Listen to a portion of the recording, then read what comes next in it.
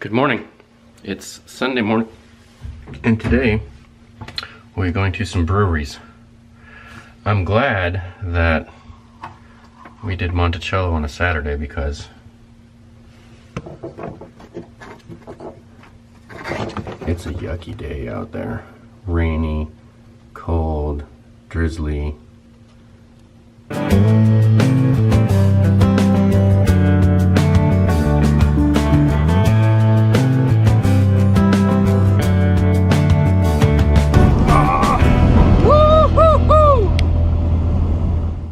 That would be not a fun day to go to do Monticello outside, walking around. So today is going to be a couple of wineries and a brewery, and I've been to a couple of wineries, and I've been to a brewery like to eat.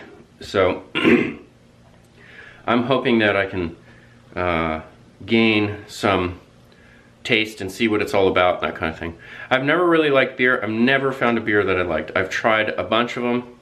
It's the bitter, the hops, the wheat, the barley, all the stuff that everyone else likes is the combination of flavors that I don't like. Wine, on the other hand, I like wine, most wines, if it's on the sweet side. You'll notice a pattern here. I don't particularly care for the wines that are what people call full-bodied, or I definitely don't like the dry stuff. It's that alcohol aftertaste burning that I don't like. I like the Rieslings and the dessert wines. Aside from that, I only have a glass a month anyway at best. We'll see what happens. Again, I say that a lot. We'll see what happens. Well, I don't know why. I'm looking forward to today. It should be interesting. So I'm off to eat breakfast. The day's adventure begins. So it is raining, and it was definitely a good choice to go to Monticello yesterday. It would not be fun going outside in this.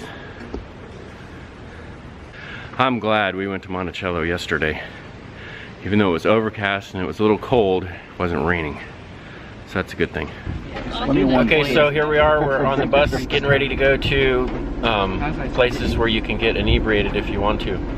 Everyone has checked their IDs, and everyone smile. This is what everyone looks like before we win.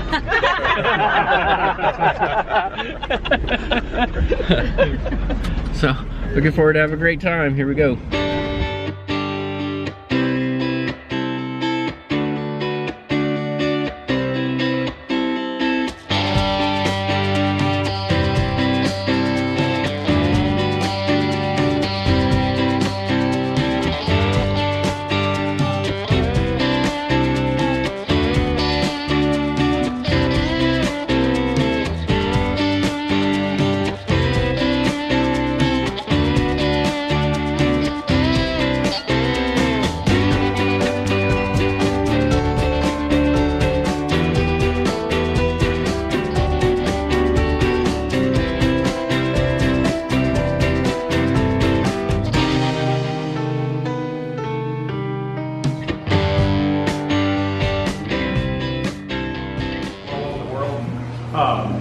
Then I look like I know what I'm doing.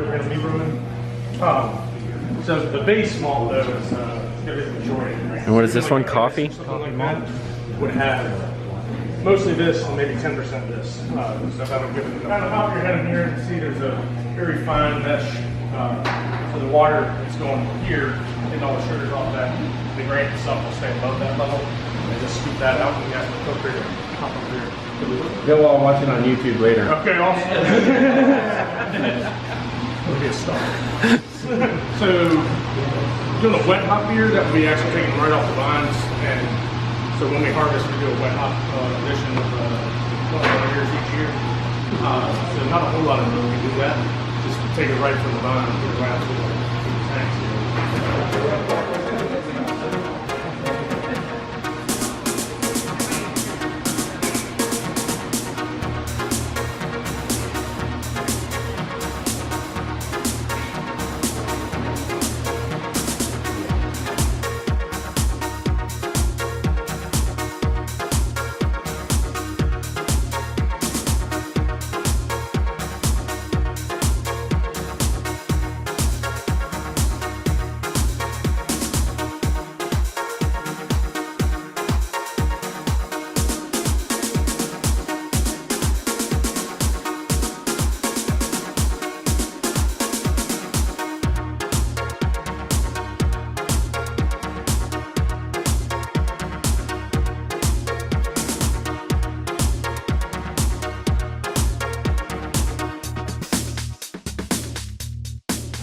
So that was a great lunch. A lot of people had some of the beers that they serve here, the different beers. They got a good taste and a good flavor of what's going on.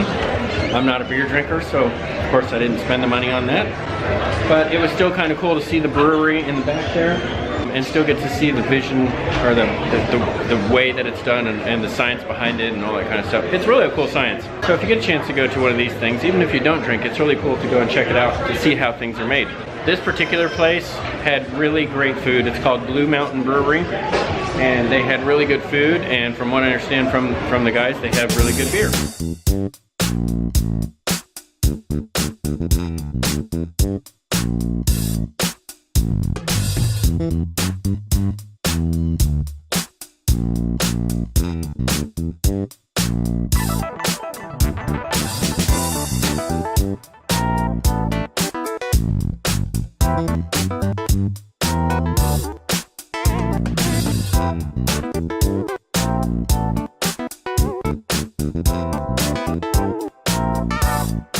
Again, welcome to Vertias. We're on a 250-acre estate owned by Andrew and Patricia Hodson. They are us to what we can do well, and we don't try and model a wine off of what somebody else has done very well. So for instance, Cabernet Sauvignon, we can grow Cabernet Sauvignon here in Virginia. We don't have the climate that Cabernet Sauvignon likes, so we grow it, but we're not going to bottle it. Because at the end of the day, if you go into a restaurant or you go into a wine shop and you see Cabernet Sauvignon from Virginia and you see Cabernet Sauvignon from California, 9 times out of 10, the person's going to grab the California Cabernet Sauvignon. That's what they're good at. So we're trying here in Afton. So we process quite a bit of grapes. But we also process another winery's grapes, which is Flying Fox Winery, which is owned by the same family.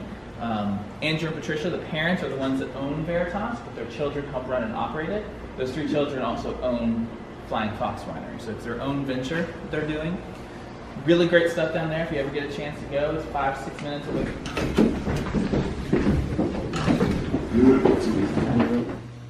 In styles, we have these huge tanks which hold thousands and thousands of gallons worth of juices. We have smaller tanks. Most of the time when we talk about dry and sweet, when you say something is dry, generally what people think of is that mouth drying sensation that you get with red wine. That's generally what people refer to when you say, I'd like a dry wine. It's that dry sensation. When dry actually refers to sugar. So you can actually have a dry wine without any of that mouth drying sensation. So that's one thing I want to make sure you guys understand, is that dry doesn't necessarily mean that it's got that sensation. But that's primarily what we use with the tanks, is fermentation. And the last one is cold stabilization. If you look at these tanks, especially these smaller ones, you will see that the metal changes about halfway up. Okay. Wine as itself, when it's finally done, has an acid in it, and it's tartaric acid. Tartaric acid, when it gets too cold, actually clings together and starts to become crystals. Nothing wrong with it. It's just it's like something that's not very appealing to look at the bottom of your wine glass after you just sip them. With white wine, because it's served cold, we will actually put our white wine in tanks, cool the temperature below what it would be in your refrigerator at home, and allow those crystals to form, and then we will bottle it. So that when you put your wine in the refrigerator at home, you never see those crystals. But if you take that white wine, you stick it in the freezer, you leave it for 2 weeks, you can take it out, it's frozen, you will start to see crystals because it's not been cold stabilized to freezing temperature, but it has been down to refrigerator temperature. So we'll get all those crystals out. It's not very appealing to look at. He's 12, we checked earlier.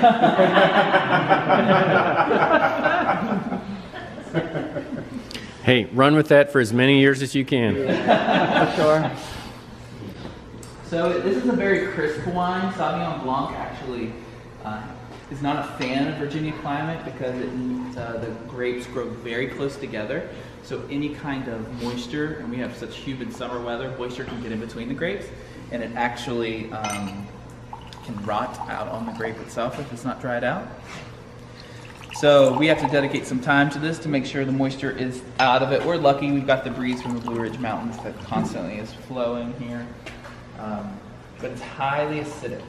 So it kind of almost makes you have that sensation in the back of your palate, like you just bit into I might have to run up and grab another one. I'm going to have to go grab another one. We'll be right back. But you probably have the same sensation of like biting into a lemon. Okay? So before we start tasting those reds, we'll talk about barrels a little bit. It's Kelvin cooperage. It is American oak from Minnesota. And you will see that there is a medium toast. And TH on it also means that it is a toasted head. 24 months is the aging of the wood before the actual starts making it. And it's going to seem like it's going to be a heavy wine, but it is very light. It is very light Merlot.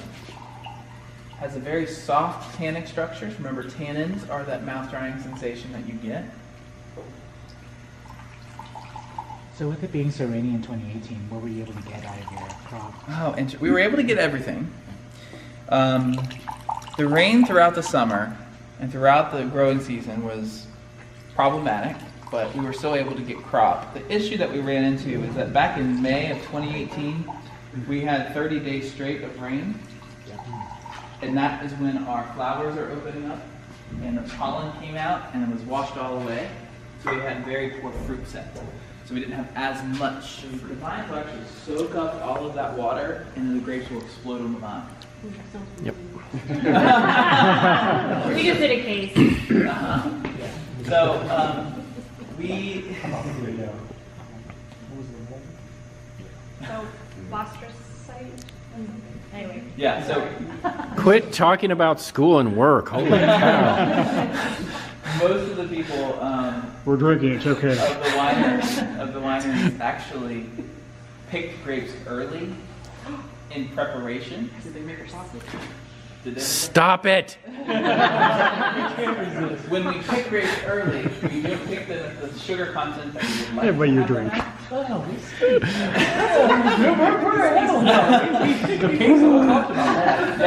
And Cab Franc, Merlot, Petit Verdot, and a tiny little bit of Cabernet Sauvignon.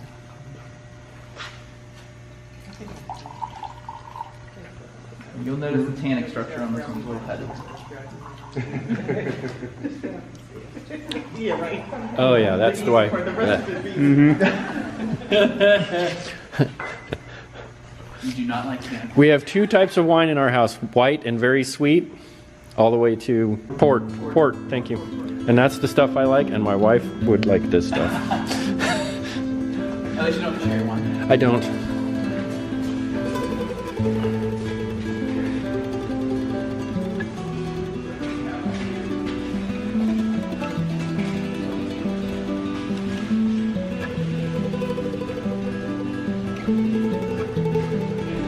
Everyone's still walking on their own. Stuart got a little to-go package.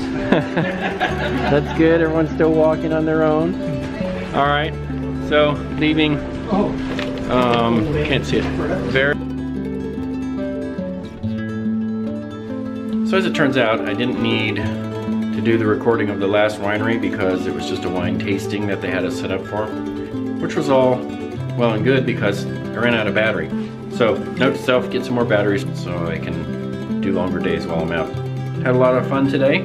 Got to taste a lot of different wines. I didn't taste the beer because I know right off the bat pretty much I don't like beer. Remember to like, subscribe, comment, and share, and until next time, truly, cheers.